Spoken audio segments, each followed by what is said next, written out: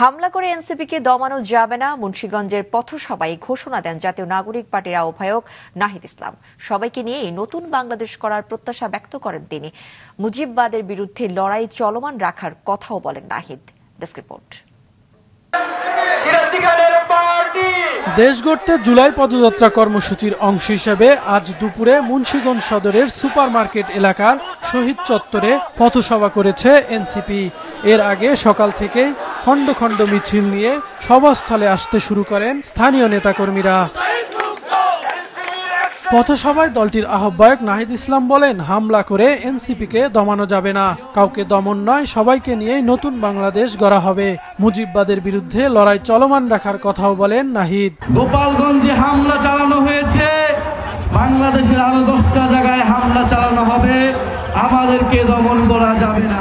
মুজিববাদের বিরুদ্ধে যে লড়াই, যে যুদ্ধ আমরা ঘোষণা করেছি গণ অভ্যুত্থানের মধ্য দিয়ে, ফ্যাসিবাদী ব্যবস্থা বিলোপের যে লড়াই আমরা শুরু করেছি, এই লড়াই সমাপ্ত না করে আমরা শেষ থামব না।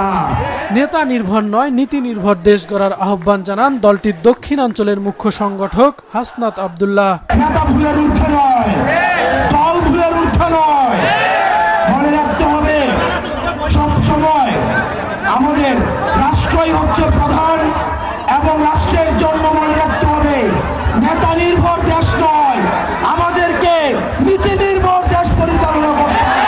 পথসভায় ফ্যাসিস্টদের বিরুদ্ধে ঐক্যবদ্ধ হওয়ার আহ্বান জানান দলটির অন্যান্য নেতারা। এই সন্ত্রাসী ছাত্রলীগ, আওয়ামী লীগ, যুবলীগ প্রশ্নে আমাদের ঐক্যবদ্ধ থাকতে হবে।